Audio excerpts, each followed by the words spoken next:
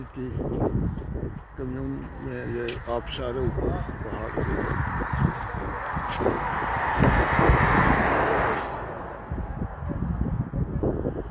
माशाल्लाह ये सारे दोस्त सब हैं।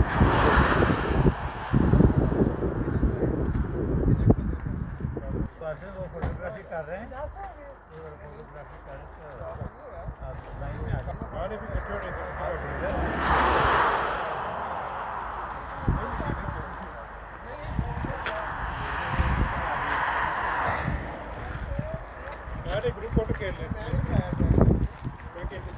हाँ